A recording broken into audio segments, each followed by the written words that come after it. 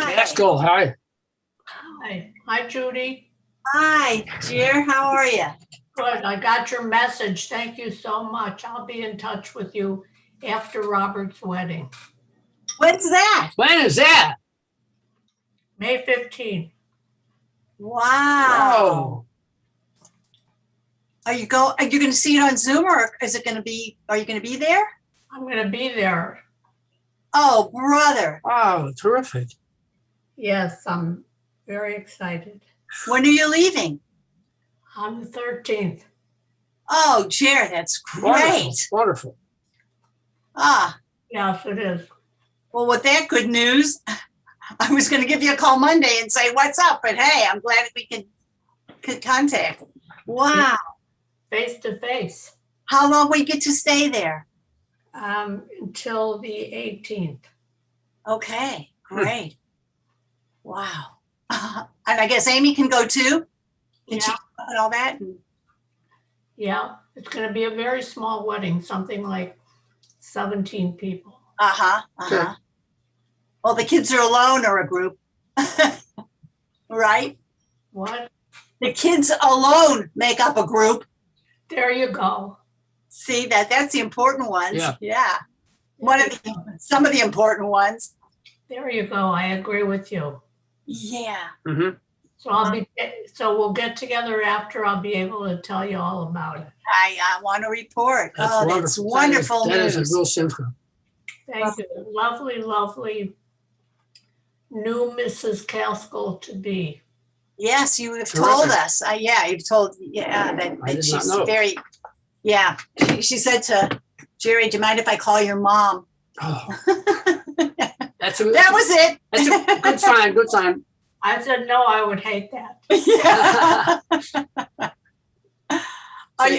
You should have said, no, call me Caskell. Yeah. I needed you there, Gerald.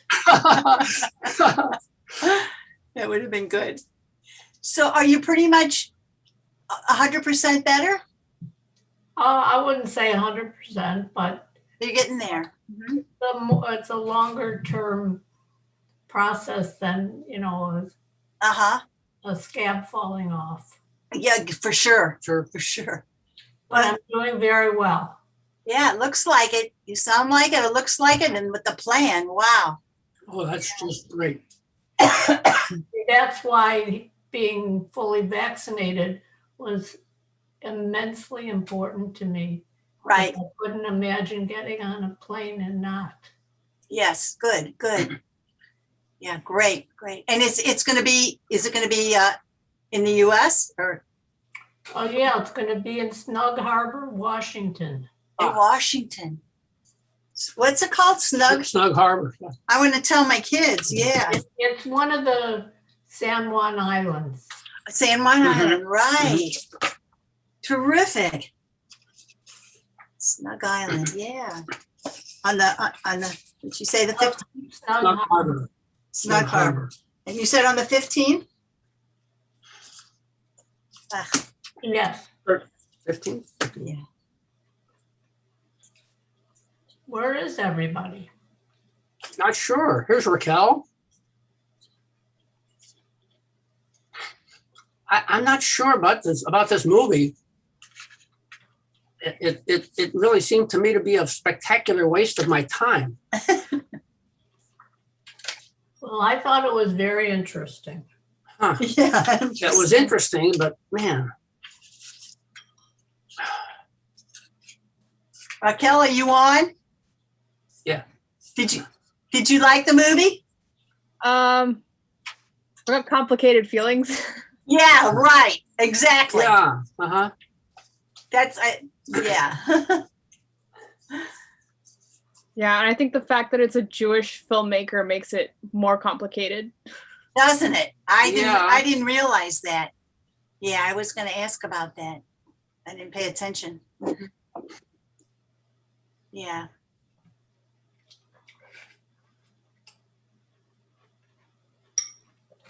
We know one person that often comes that wouldn't watch it because she said the Holocaust is more serious than that. So she didn't.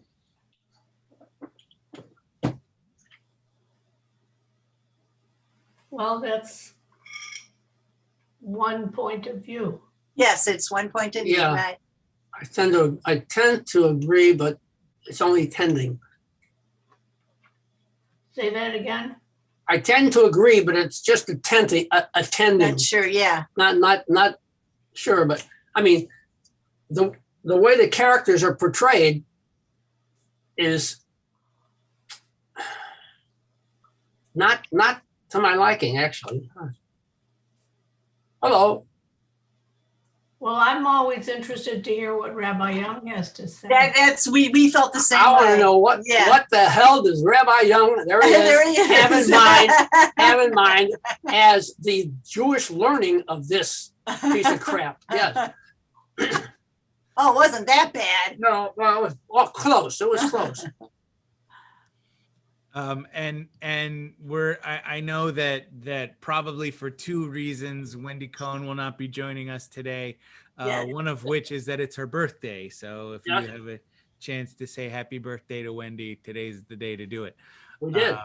And oh, you did already. Yeah. All right. I've been teaching religious school, so I've been doing other things. But I have a drive today, which will be between half an hour and an hour, depending on traffic. So I'm gonna give her. Whoa. How was your trip last week? Fantastic. Really, like usually when Natalie is like, "How was the wedding?" I usually say something to the effect of, "They both said yes." Like, what else do you want to know? But this was really nice. The groom was the first bar mitzvah I ever did as a rabbi. Right. Yes. So the family and I have been, of course, I officiated his little sister's bat mitzvah, and I've done a funeral for the family for the groom's grandmother, and it's just been a long journey of being close with this family. And the groom is the kind of person who keeps in touch with everyone, and so he's really, he's done a really good job of keeping up with saying, hello to me from time to time, just shooting a text or whatever. And so we've kept that connection. And so to see everyone again was just wonderful. And flying on an airplane, Jerry, I heard you guys talking about that for Robert's wedding as I was running around and filling water and making coffee and all that. And it is a strange experience flying on an airplane in 2021, like with, I would say, like at the 5-yard line of finishing off the pandemic. Everyone, yes, vaccinated and masked and all that stuff, but just kind of strange also seeing who is not following the rules, which always is a little weird. And I typically use a vented mask, and they wouldn't let me wear it. I had to use a full covering mask because the vented masks apparently protect the wearer, but not the environment. And I didn't know that. So, the flight attendants have a little stack of disposable masks and they hand them out. And the flight attendants were superb. Like they really knew their stuff. They knew what they were doing. Very helpful and kind. And people are people. It's always a mixed bag. Mm-hmm. So okay, but let's talk about what we're really excited to talk about. I had the idea to talk about this mostly because I felt like it was a movie I needed to see, but I didn't really want to. So so I, it's one of those things, like I assigned it to you all so that I would have to assign it to myself as well. The whole teach it once, learn it twice kind of thing. And I did hear, I listened to a movie podcast, and I couldn't, months ago, maybe even a year ago, the podcast actually talked about Jojo Rabbit. I couldn't find it to listen to it again in preparation, but that list, I do remember listening to that podcast, made me, when the movie came out, I was like, no way I'm gonna watch this. And then I heard the podcast and I was like, oh, maybe I'll watch it. And then I've read some reviews and I've heard people talk, and I felt like I really should, even though I didn't want to. but now I have, and I don't have to again. So I feel okay about that. It was so 2019, directed by Taika Waititi. I do remember hearing an interview with Taika Waititi where he said that when he was writing the script of the movie, they had to think about casting, because what kind, that's what you do, like what kind of person would you want playing this role and that role. And when it came to the point of casting Adolf, the imaginary friend, um Taika said he got to the point where he realized that only he could play that role. It just wouldn't be fair to make someone play Hitler. And so he decided to take that role on himself as kind of a way to say, this is my movie and I'm not going to force anyone to play that horrible person but me. So and if you like his direction style, his style of movie, if you've seen what is it, something of the Wilder People, the Hunt for the Wilder People, maybe, he directed that as well. He directed Thor Ragnarok, which I'm guessing only Phil and Raquel saw, and but he's definitely got a style when it comes to directing, and this did match his directorial style. It actually did win an Oscar for Best Adapted Screenplay, and it was nominated for 5 others, including Best Picture. Shit. But keep in mind, though, 2019. Oh no, 2019 had plenty of movies. It was 2020 that was slim pickings. So yeah, 2019 it was nominated for Best Picture, nominated for Best Supporting Actress, Best Costume Design. Period pieces tend to get nominated for costume design, Right. so that was no surprise. Production design, same thing, like creating this 1940s German town, and film editing. Nominated for 2 Golden Globes as well, Best Picture again, and Best Actor for Roman Griffith Davis, the little boy who played Jojo. And I suspect we will see at least a little more of him. There's no telling with child actors whether they like really get into it and become, a big part of the movie world, or whether they burn out quickly because of how we treat children actors. But I think if he decides that he's going to do this more regularly, I would enjoy watching him, because I think he did a great job. If I were going to be really picky, I certainly had some acting notes, but that's no one's listening to me, so that's okay. Except for you people.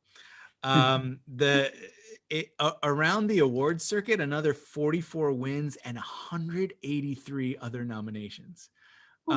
Yeah, I see your head shaking. I'm with you there. I'm really fascinated by this, and I wonder if it's just that kind of thing where it's satirical and artsy, and people like to nominate that kind of thing to show how smart they are, or something like that. But yeah, a lot of nominations, and the critic ratings are just scattered all over the place. 7.9 on IMDb, which is really, that's mostly a fan rating, and 58 on Metacritic, which is in the yellow zone. 80% on Rotten Tomatoes. So it's really like, it's not a really agreed upon movie. It's very scattered as far as who thinks what about this movie. So Jojo Bensler. This is a little boy living in Nazi Germany with his mother, Scarjo, who, while his father is, according to what he's told, fighting with the Nazis. And this idea that he's fighting with the Nazis, as we learn throughout the movie, he's not really fighting against the Nazis. He's either dead or fighting against the Nazis. We're not, that's left ambiguous. But he does, this is a boy who is extremely patriotic to the point of obsession with the Nazi party, dreaming above all else to join its ranks and defend Germany from the Jewish menace. Jojo loves them so much that he has made Adolf Hitler his imaginary best friend. This is a fact that he rather boldly states to his flesh and bone best friend, Yorkie. He's described by his own mother as a fanatic, and he is the foil, so to speak, to the kids who put a cape on and run around like Superman. You know, we all have these imaginary friends, and we want to dress up in costumes and be things, and we would hope that we would aspire to be amazing people. You know, we would want people to aspire to be, you know, world savers, police officers, firefighters, superheroes, you know, that kind of thing. But here's a guy who's idolizing, you know, the most horrific figure in modern history. Sorry, we're getting here we go.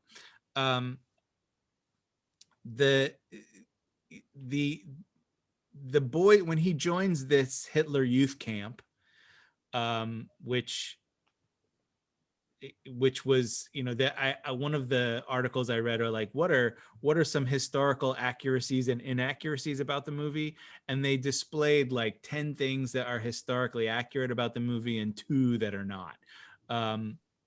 But one of them is that kids did go to these camps, where they would be in the Hitler Youth and show their support and learn all of these, you know, horrible things, and, you know, pretend to, you know, like scouting for evil people, and they would learn, you know, the skills, warfare skills, or war game skills, really, and learn how to hate people. And he's really bullied at this camp, and it doesn't, you know, it seems like it's only a weekend thing, and yet already, like, the counselors, so to speak, the older kids, seem to know a little bit about his history, about his father deserting, where that's the first taste we get that there's something going on that Jojo's not aware of. Things being hidden from Jojo, kind of a theme. They give him the name Rabbit. They nickname him Jojo Rabbit after he refuses to kill one. This is our glimpse into how easy it is to become a part of the Nazi mindset. That they start chanting, the 2 boys start chanting, kill, kill, kill, and then they look around at the crowd and they raise their arms and they encourage the little kids to start chanting, kill, kill, kill. And I don't know if you've ever experienced a summer camp situation, or, you know, but your counselors are the coolest people in the world. And it doesn't matter if your counselor actually is cool, or if they're like I was as a counselor, like a total nerd, but still my kids were all into whatever I was into because I was their counselor. That's the power that these older kids have over these younger kids, and they wield it mercilessly, chanting kill, kill, kill, chanting Jojo Rabbit, making fun of him, helping the others make fun of him. And actually he gets this, you know, later on, when he's still wearing this outfit all over the place, and the Gestapo guy says, I wish more of our young boys had your blind fanaticism. Wow, way to just lay it right out there and tell us exactly how they may have felt. But he's, you know, of course he goes through some changes over the movie, and a lot of that is brought on intentionally by his direct relationships, and a lot of it is brought on by side relationships. One of the side relationships is Captain K, who you think is going to be this terrible figure, but ends up being, you know, a secondary hero in the movie. He is he talks about how he why am I, if I'm a hero, why am I here and not somewhere else? Well, it's because this accident happened. He did something. He does his job half-heartedly, probably on purpose. Why on purpose? Well, if you really want to close in on one of the shots here at the camp, he's got a little paper clip on his belt. And there actually was something in Nazi Germany called Operation Paperclip. And soldiers and civilians would wear a small paperclip somewhere on their clothing to show that they're against the Nazi war effort. And I would also suggest that when it comes to Finkel, it is not so much of a superior and inferior relationship in the military, but more of a it looks to me like they are probably lovers.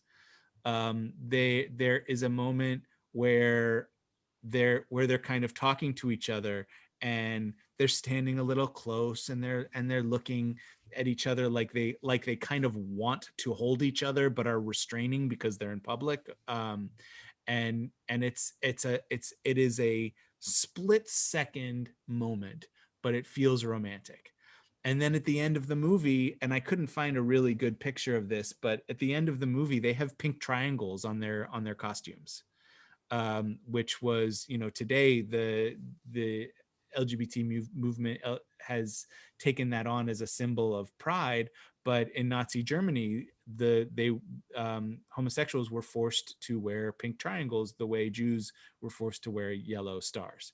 So this idea that they had a gay relationship in Nazi Germany and therefore were working against the regime intentionally was really it developed slowly through the movie. But it really came to the forefront when he was looking at Elsa's fake papers of Ilga, and the when's your birthday? She says May 1st, and he goes, okay, good. And at first you're thinking, oh, he's maybe he just misunderstood the 1 and the 7. Like they look close, and in German they're only really different, in like European style of writing numbers, they're really only different by a little cross in the bottom part, because both numbers look kind of the same, but you put a little cross section in a 7. So that could be what you're thinking. Maybe the mistake is. But then the really tall Gestapo guy starts to walk forward with his hand out, and Captain K has this really dejected look on his face. He holds out the passport like he thinks the Gestapo guy is going to take it, and he looks like he's just been caught. And then the Gestapo guy walks right past him and reaches for Juhu Juden, the book on the desk, and he gets this look of relief. So Captain K is actively helping them at that point. And of course he shows up at the end and like pushes Jojo away and calls him a Jew, rips off the Nazi coat from him, and again like does that final act of protection for Jojo so that the Americans take Jojo the other way and don't Jojo walks out of that area, and then we hear the gunfire when we understand what has happened to the Nazi soldiers. So the hidden protagonist is Captain K. The more obvious protagonist is Rosie, his mom. The first time we see her, this is which I found this kind of fascinating. The colors are very often muted in the movie, lots of drab greens and browns. The first time we see her is when Jojo is recovering in the hospital from throwing the grenade at himself, and she comes into focus in this red, white, and blue outfit.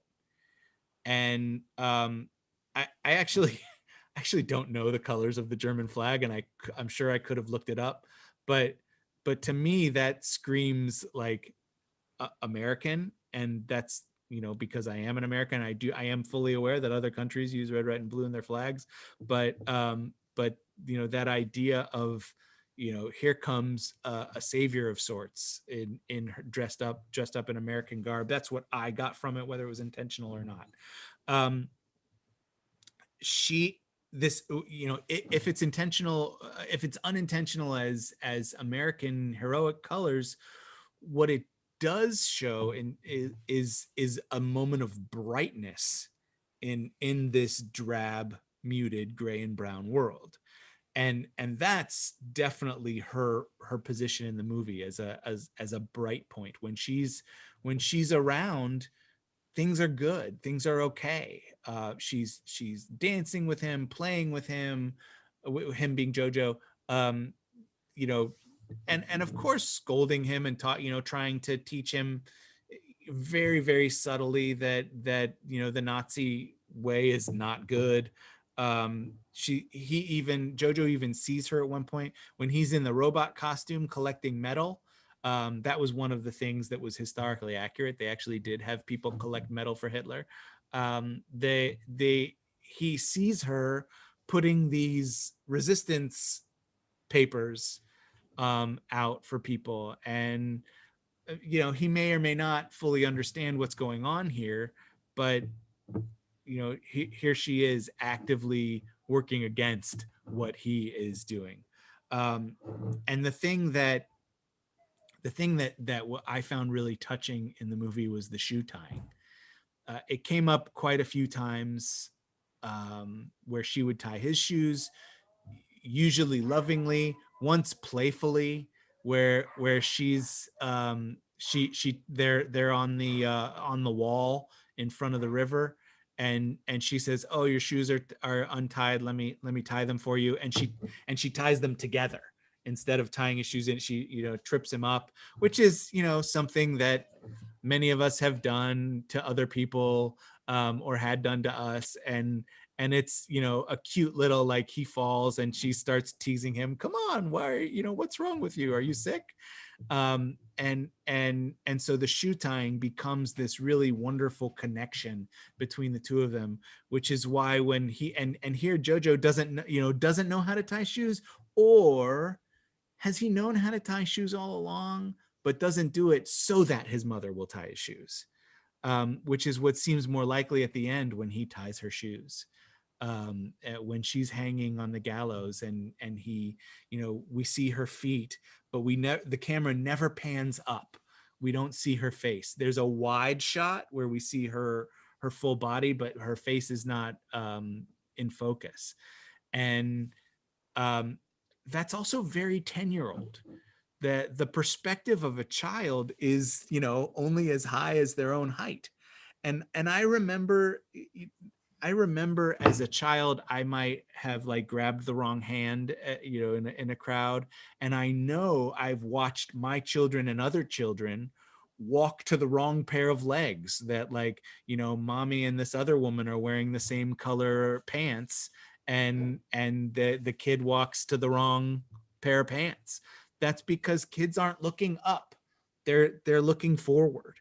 They're looking down. And so the focus on the shoes and the focus on just seeing her from the knees down is very much very, very descriptive with pictures only of this 10-year-old perspective of the world. And the last hero is Elsa. So here's Elsa hiding in the crawl space.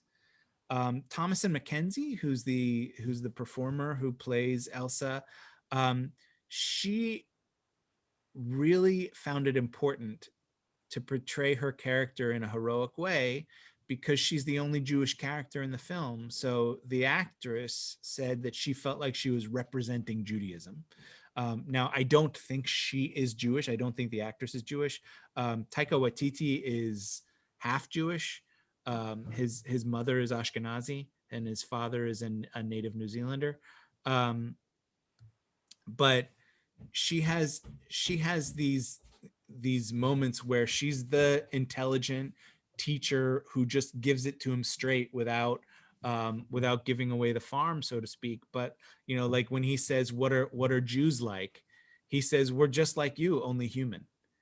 And which is just a wonderful line. She gets all the zingers. We're just like you, only human. And then she says when Jojo's believing all the propaganda and says that he's in the superior race, and so she reacts to that by tackling him and holding him with her hand on his mouth and her arm around his neck, and she says, I am descended from those who wrestle angels and take down giants, which is just a fantastic, two biblical references, just boom, boom. We have been through too much to deal with your crap, little boy. And she's, anytime he declares that he's better because he's Aryan, she proves him wrong. Until she can certainly physically overpower him. She takes his knife, she takes his other knife, and his imaginary Adolf says, you've got to stop giving her knives. But that's because she's a more powerful physically character than him, and she's a more powerful mentally character than him. When he's asking her to describe where the Jews live, and she says, she's talking to him and making up all these things. Our horns don't come in till we're 21, and we can talk to each other with our minds, but we can't read Germans' minds because your skulls are too thick, which was another great zinger. And one of my favorites is while she's drawing and he's interviewing her, and she finally hands back the what she's drawn. It's a picture of Jojo with Dummkopf written on it. And he says, I asked you to draw where Jews live and you just drew a stupid picture of my head. And she says, yes, that's where we live, in your head. So which is really a great line. And again, this idea that she is saying straight up, you are falling for all the lies, so I'm just going to lie to you and keep it going, and let you figure things out on your own. And at one point when she says, we love shiny things, he says, do you also love ugly things?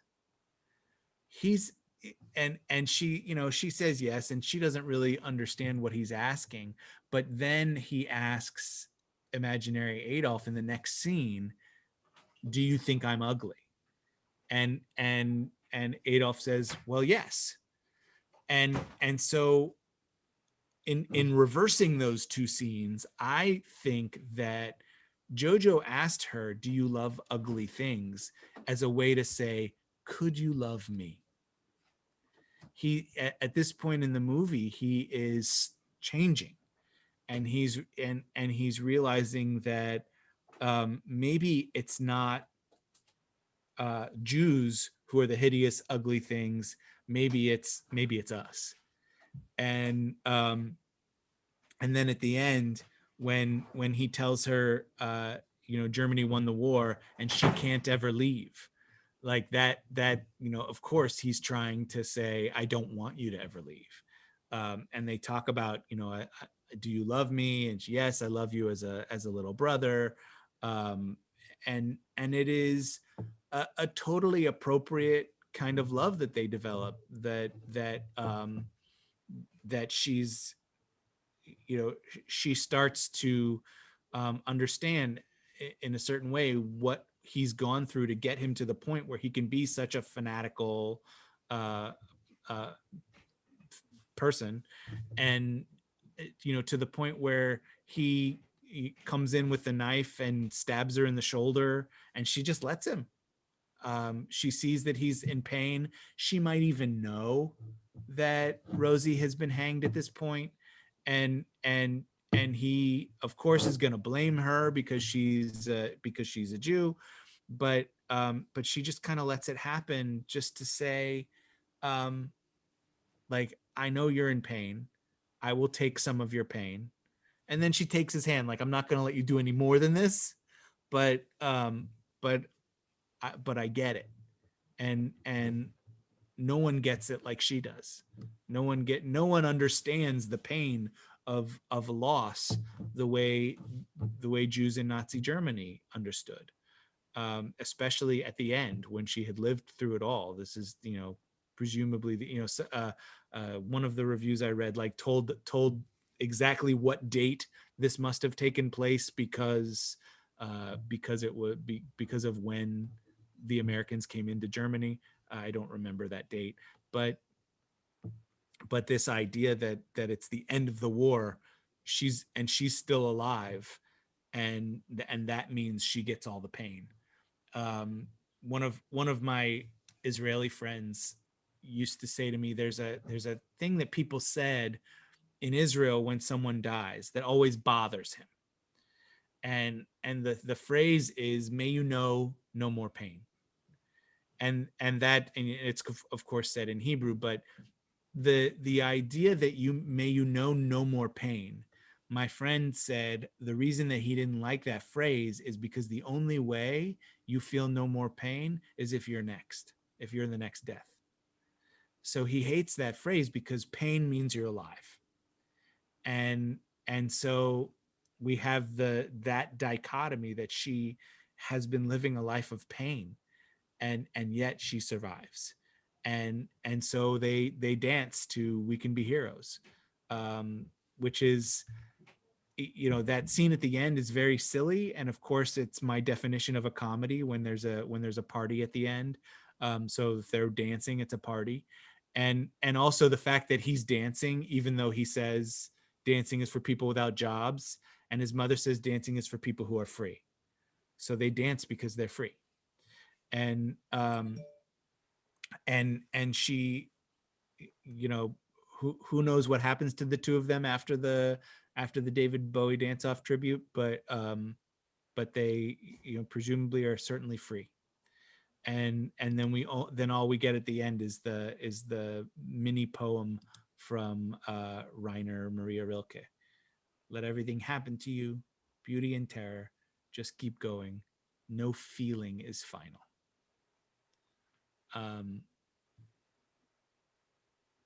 So that's that. Gerald said, I want to hear what Rabbi Young has to say about the movie. Now you have. I'd love to hear what you all have to say about the movie.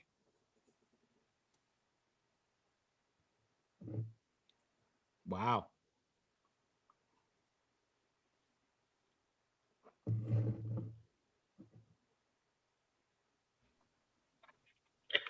I'll just, the captain, I think you were feeling under it all. He really was anti-Nazi, but when I saw him at the camp that first round, and he was talking about why he was the camp director, he was saying because of his eye and how he couldn't shoot, and then he went and showed how well he could shoot, and I kind of thought that he just was a bitter person, that he hadn't been allowed to fight, and that was what colored his life from then on. Yeah, I think that's what they wanted us to think. That and by the way, Ron and Elaine, great to see you at A Real Judaism. Welcome. I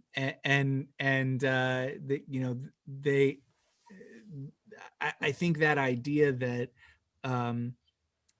that he was just strictly bitter about it was how they wanted us to feel.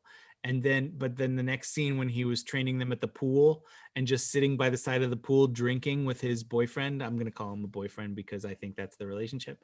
The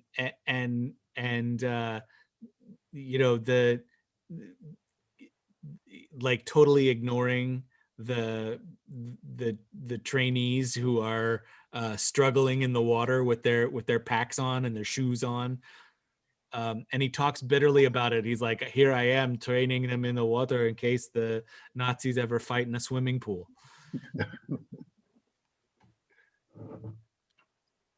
You unmuted. Did you have something else, Ron? No, I'm good. Thanks. Nice presentation, though, Rabbi. Nice overall presentation. Thanks. I appreciate it. Thank you. Phil, you have your Yeah. hand up? It's yeah, it was like with that character, it's like there's all the propaganda going on, and it sort of reflects the idea that propaganda is not for the soldiers, it's for the general public. The soldiers that actually are out there fighting, they don't fall for that. It's like they know what the real situation is, and it's like, yeah, whatever, Jews, whatever you want to say, we know, it's like, and he just much more down to earth of a person, so he's not really gonna, he's more cynical about it and doesn't have this whole ideas of the Nazi ideal is not important to him. Yeah, I think it's not important to them because he would be one of their victims if they knew about his homosexuality. So I think he specifically would fight against it because he would be one of the Nazis' targets if he were found out. And we hear about all kinds of like resistance that happened within the military there, that within the cities, among the diplomats and things. My father-in-law was saved from a Nazi work camp because his aunt was able to get him diplomatic papers, and she could only get him papers, and his father was left behind, and he had to leave his father behind in that camp, and his father was actually moved eventually to Auschwitz and actually made it back to Budapest after the war. So my wife's family, my wife descends from survivors, and that means my children descend from survivors, and which is a big part of why I have trouble watching movies like this, and yet they without the kindness from his aunt, who had that diplomatic power. I think she worked for Switzerland or Sweden, one of the SWAs, and therefore was able to get him these papers to get him out of the camp. Like, you can't hold this person because he's protected, and that actually saved him throughout. When they would come, he would show the papers, and he, after the war, the story goes that he was playing soccer in a field with some friends, and his friends start pointing at this like skeletal old man who's watching them play, and they're kind of making fun of the skeleton who's at the side of the field, and my father-in-law as a teenager looks up and says, "I think that's my dad." And sure enough, that was Bella of blessed memory, who Gabriel is named for. I know I have a Bella also, but Gabriel's the one who's named for him. And it was an amazing reunion, amazing story, and he's got a bunch of them. He's got all kinds of amazing stories of miracles and heroism and things that I wouldn't ever want to personally go through or wish upon anyone else. So I see Captain K as one of those figures who was really subversively helping the victims of the Nazis.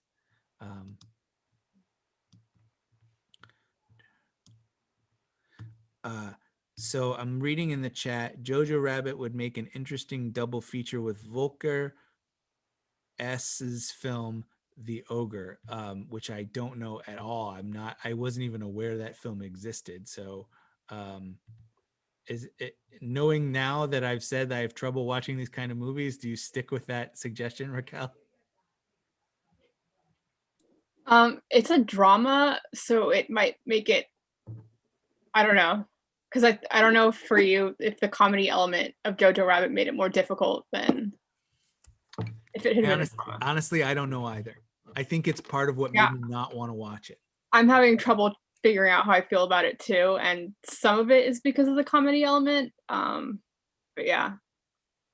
I just think about the producers and how that's also a comedic take on Nazism, and I don't think I've had as much trouble digesting how I feel about that than this film. Yeah, I agree. I feel different about the producers than I feel about this, even though they both use comedy to make fun of Nazis.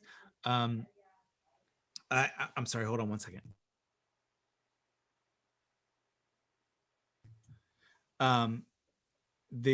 So the difference in the producers is that it's a one-off, it's like 5 or 10 minutes of the movie, and then you're done with it, and they mention it a couple times, but it's not like the focus of the movie. It's not like Hitler is a main character in the movie who's the imaginary best friend of the protagonist. Or is Jojo the antagonist? I'm not sure, but he's the title character either way. So I think it's just easier to swallow when it's that way. But yeah, I think what kept me from wanting to see this was probably the fact that it seemed like they were making fun of it. Whereas now that I've seen it, I don't think that they were making fun of the situation of hiding a Jew. I think they were I think that what they were making fun of is propaganda and anti-Semitism. I'm sorry, hold on one moment, please. Some family doings.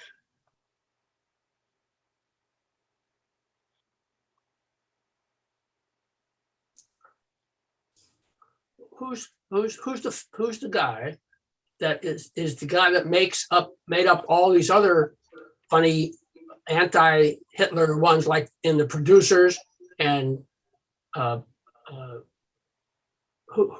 You mean Mel Brooks? Mel Brooks. I take his stuff a lot easier than I took this one. I do too, and I can't define why. Uh-huh. I thought that this one did a good job of portraying how easily people get swayed to follow such horrendous things. It really is easy, and I see that, you see that in this country, the people who got caught up in following something, the big lie, and attacking the Capitol. It's I think we should stay away from this because this applies to both sides. I don't want to talk about this. okay. And I think I agree that it can apply to both sides. I also agree that there is a particular lie to which Marcia referred. But I'm going to shift back to the movie though, and go to the concept of anti-Semitism, and how that plays out. Now, the word anti-Semitism means antagonism towards Semites, which are, Semites are people from the Middle East. And however, it has become to mean Jew hatred or Judeophobia. And the term was coined in the 19th century as an attempt to rationalize Jew hatred when religious explanations had begun to seem out of date. Anti-Jewish, which is what it used to be called, referred to the object of hate who could convert and stop being Jewish. If you hate Jews and someone stops being a Jew, then you in theory don't hate that person anymore. So if they were to take on whatever religion that you thought was appropriate, you would no longer be anti that person. However, anti-Semitism makes it about ethnicity. And then even if one converts, they're still a Semite. And it puts it at a paranoid level of hatred, accompanied by the attribution of a wide range of evils to the activities and influence of Jews, it no longer it no longer now means hatred of Semitic people. It doesn't, that idea doesn't exist anymore, because Arabs and other Middle Easterners can be anti-Semitic. And they're not, and that doesn't mean self-hating. It means hatred of Jews. So the term in today's use, in Hebrew, antishimiyut. So it's that English will call it phrase that that kind of transcends other languages, that now means Judeophobia. Of course, the way you fuel anti-Semitism is to propagate it through lies. And in order to understand lies, I think we also have to understand what truth is. And in Hebrew, the word for truth is emet. And the word can be used two ways in the biblical text. One is emet as trust. The phrase Torot emet comes from Nehemiah. You came down on Mount Sinai and spoke to them from heaven. You gave them rules and Torot emet, true teachings, good laws and commandments. So this is, it's a true teaching because it's a teaching that we can trust, because we know it came from God. Because we saw it. We were there on Mount Sinai. We saw God give it to Moses. We heard God speak it. We know that this is the truth because we trust the source. It also can mean fidelity to one's word, as in mishpat emet, execute mishpat emet, deal loyally and compassionately with one another, from Zechariah. This is loyalty to the speaker. And in the case here in Zechariah, the idea is, you have to be truthful to engender loyalty to you. And when you are being truthful, showing yourself as trustworthy, you will engender that loyalty and trust among those who follow. But this is also the problem that happens when we receive information, that we can trust and have loyalty to the wrong people, and that can be very tricky. And but that's what happens when we're taught to hate. When we don't know what's real, when we don't have the ability, time, patience, understanding to analyze the data ourselves, we go to sources who analyze it for us and tell us what happened. And when we were talking about broadcast news, I put up that chart of news sources and how, these are left-leaning, these are right-leaning, these are centrist, these are the fact-based organizations, these are the opinion-based organizations, and it plotted out this chart. You can Google, trusting the media or something like that, media sources, whatever, and you can find that chart on your own if you so choose. And this idea that, like, looking at that chart really does help. Like, if you want to, I like to try to listen to opinions that I don't agree with. Sometimes it just gets me angry, so I end up yelling at the radio. But sometimes it just helps me understand a wider point of view. And there are times when there are people that I listen to that I know I'm going to agree with some of the time and not agree with some of the time, and those are the ones that I like the best, because then to me it's a trusted source who I'm not agreeing with. It doesn't make me as angry, because the other stuff that these particular sources say, if I believe them on one or agree with them on one and disagree on the other, it helps me disagree in a more friendly way, I guess, as opposed to when I always disagree, then it feels like they're propagating. The idea that we have trust and fidelity also puts some of the impetus onto the listener. If we just believe what we're told without checking out what really happens, then it becomes it can become problematic, especially when statements are definitive.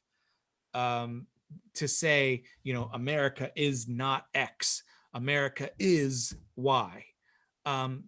Neither one of those statements can be true, because America is not a monolith. And Americans can be more than one thing. Individuals can be more than one thing by themselves, and as a group, we're guaranteed to be more than one thing. So it becomes problematic when we hear statements like that, because they're always half truths to say America is or America is not. So that becomes another difficulty of listening. But again, the impetus is on us. But at the same time, Sanhedrin it says here's what happens when someone lies. So and they don't say it in those words, but the false prophet. So that's their word for someone who lies, includes one who prophesies that which he did not hear from God, and one who prophesies that which was not said to him, even if it was said to another prophet. In those cases, his execution is at the hand of man through strangulation imposed by the court. And that's the punishment for lying in court. But with regard to one who suppresses his prophecy because he does not want to share it with the public, and one who contemptuously forgoes the statement of a prophet and refuses to heed it, and a prophet who violated his own statement and failed to perform that which he is commanded to do, his death is at the hand of heaven. So these things where in the first half, a person is saying something that he knows is not true. So that which he did not hear from God, he knows it's not true. This is not from a source. He's making it up and claiming that it's from God, or that's not their information to disseminate. That sometimes it's important for certain people to say certain things and other people to say other things, because their understanding is better. Like if I want to know how to behave in the pandemic, I'm going to listen to whoever's running the CDC. I'm not going to listen to politicians. So that's the idea of the information is not theirs to interpret. The information is theirs for the doctors to interpret, and them to take the advice of the experts. The other half, this is prophets who lie by omission, suppressing his prophecy because he doesn't want to share it with the public, or lie by hypocrisy, by contemptuously foregoing the statement of a prophet, like saying, like, I know that I was told this, but I'm not going to do it. That's another problem. And then those who the last one is the hypocrite. I switched the last two. So the person who says to do one thing but does something else. All of these are types of lies that, a lie of omission and a lie and a half truth are still lies. This is something I tell my children all the time, that okay, like I understand, hey, did you do the dishes? You told me to do the dishes an hour ago. Like, I know that. Did you do the dishes? Like that kind of thing is, they're telling me a half truth. Yes, I told you to do the dishes an hour ago, but you didn't tell me whether you did them or not. So those kind of things can be, much easier to discern in a household than out in public. But that was the example that came immediately to my head. When it comes to spreading the lies about the Jews that the Nazis did, they used all of these methods, and they were actually very successful, as we know, in their media campaign against the Jews. And the way they did it was very, well, German in its precision. They started with the truth. For example, Germany is struggling financially. Germany was struggling financially. That was true. People knew it. Then they move on to a half-truth. Jews are economically prosperous. Well, some are and some aren't. So again, just like you can't describe America as a monolith, you can't describe Jews as a monolith. Now, we Jews know that. But people who have absolutely no exposure to Jews, they don't know what Jews are like. And so Jews are economically prosperous was the half-truth that they would tell in this case. Gerald? Yeah, it's a little less than half truth because there were also some Germans that were prosperous at this time, right? Yeah, good point. So not only is it a half-truth about Jews, it's a half-truth about prosperous people. Right. That some are German and some are not. Right. Thank you. So they would take this truth and then move on to a half-truth, and then they would move on to an all-out lie. The lie is that Jews are to blame for the poverty of Germany. Bye, have fun. See you in a few hours. And that people believed because of this build. It was easier to believe the lie because the truth led to a half-truth, led to a lie. And this lie that Jews are responsible for the problems of Germany was built on. Why are they responsible for the economy? Because they're money grubbing. We've known this for centuries. Look at, just look at Shakespeare. Jews are obsessed with cheating others out of money, and then that's why they have big noses so they can smell out the gold. And when they're take off their masks, they have horns because they're like devils who cheat people, and people believe this stuff. I had 2 encounters in college where someone I met had never met a Jew before. The first one was a friend, my friend Nikki. And the first Jewish person Nikki ever met was, I believe, our friend Arnie. And then our friend Jed, Jewish guy named Jed, and then me. And she is by nature a curious person, and her curiosity tends to be stronger than her judgment. So she is one who asks questions. Oh, you're Jewish. I have never met a Jewish person before. I have questions. Tell me about this. Tell me about that. And as it turns out, she married Jed. So her judgment about Jews obviously went out on a positive note because she fell in love with one.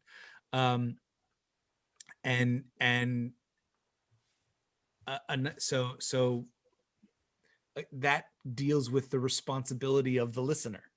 So she's from this tiny town in Illinois. I went to visit her once, and I drove past her town twice because it's such a small town that if you blink, you'll miss it.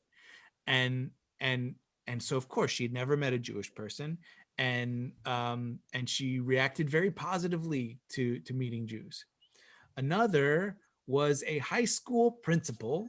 When I was the technical director for a traveling Shakespeare company, and Nikki was in the group, and Jed was in the group, and Arnie was in the group. So we had 7 of us would travel to high schools in Illinois and present our traveling Shakespeare show. And out of the 7, 3 were Jewish. And And so this teacher, this high school principal is saying to me, hey, I was wearing a baseball hat because that's what I did. And she's saying to me, like, here's a date that we'd like, and here's another date that we'd like. And I said, oh, both of those dates are during Passover, and some of us are Jewish. And she says, oh, are you Jewish? I said, yeah. She says, is that why you're wearing a hat? And I thought she meant like as a yarmulke. So I said, I said, no, I'm not so religious. And she said, only the religious ones have horns? High school principal, ladies and gentlemen. So that was and there in my youthful self-righteousness, I just said, I'm sorry, we're not available for any show that you want us to come to. Instead of having the opportunity to discuss and learn, I just negated her. But I was young. Will you please go away making noise? Thank you. So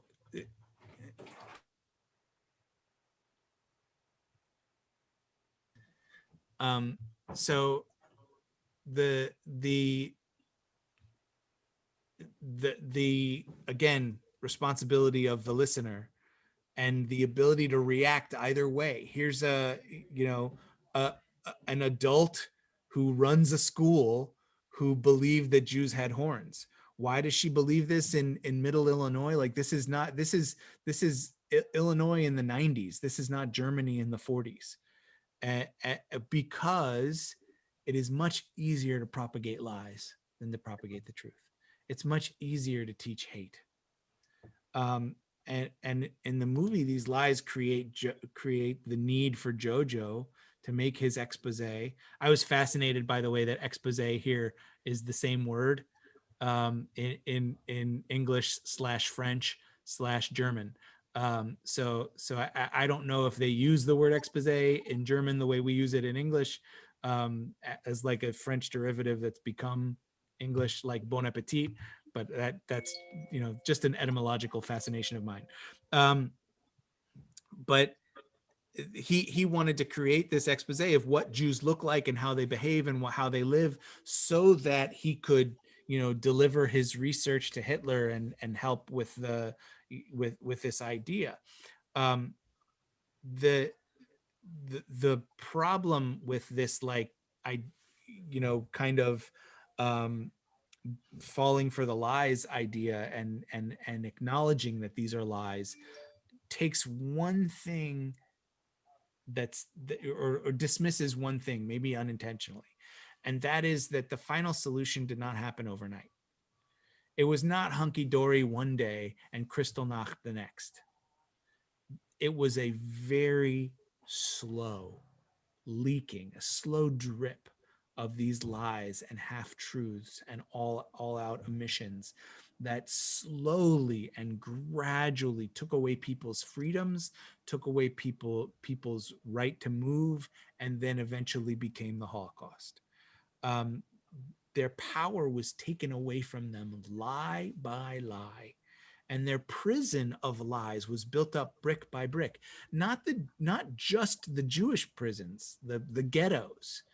Yes, those were built up slowly as well, but also the prison of lies that the Germans fell for. They were also imprisoned because they were not given the truth. And they had, obviously, the reaction was natural to being fed these lies. Rabbi, Yes. was the propaganda there feeding on feelings that the Germans had prior to the propaganda? Was there anti-Semitic feelings that he just fed upon? 100%. Like I briefly mentioned Shakespeare. The Merchant of Venice was a very anti-Jewish play. It was, the main character Shylock was a caricature of anti-Semitic views of Jews. Absolutely, those ideas have existed for a long time, and Shakespeare didn't make them up either. They existed for hundreds of years before him. So it is never easy being different. the people in power like to maintain their power, and the way you maintain your power is when things are bad, you give them someone to blame, and things are always going to be bad. And so who do we blame? Oh, if we're Democrat, we blame the Republicans. If we're Republican, we blame the Democrats. Why? That's what happens today, because and as power shifts, it doesn't matter who the president is. Things are going to be bad. Not all the time, but there are going to be problems. And so if things are bad and we're blaming them on the party that's not in power, well, then it's their fault. And if things are good, then we get to take all the credit. So that's how the world works. So were the Jews just an easy target to promote his power, or did he truly feel the anti-Semitic attitude? I of course can't speak for how someone felt who died long before I was born, but I would assume both. I would guess that something happened. Like Hitler actually had Jewish heritage. I think he had a Jewish grandparent. So maybe there's a little self-loathing. There's also if I don't remember whether this was said in the room watching the movie or by a character in the movie, but this idea that Hitler wants everyone to look German and be blonde-haired and blue-eyed. And I don't know if you've seen his hair; it's not blonde. So if when it comes to all of the catalogs of what a good German looks like, it doesn't look like him.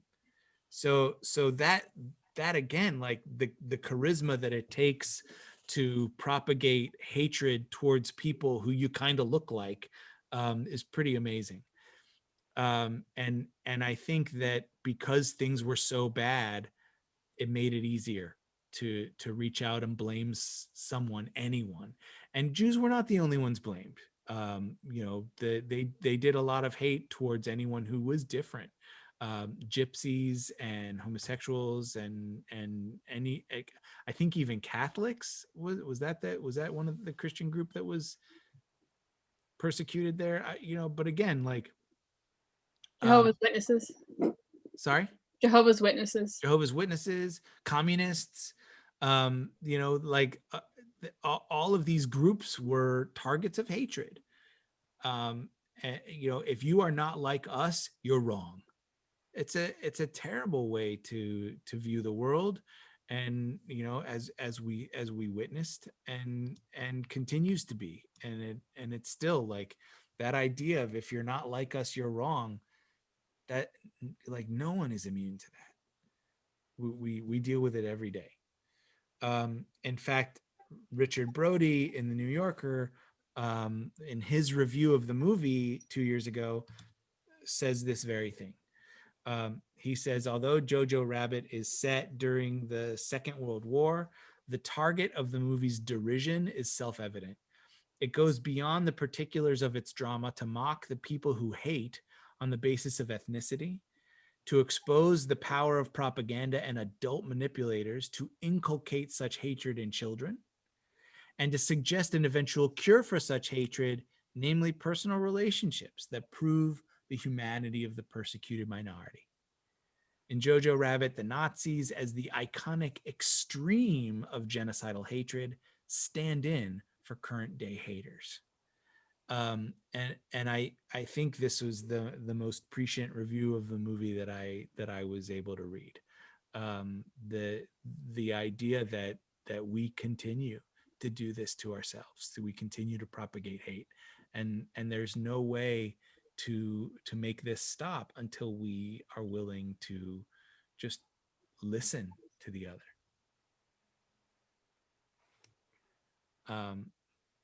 So that's my take.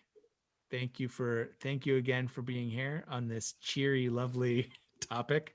Any other thoughts, questions, comments before we reveal the next week?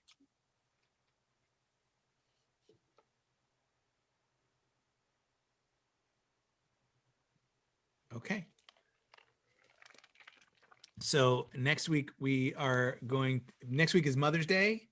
And so we're gonna watch Lady Bird, which I am told focuses on the relationship between a mother and daughter.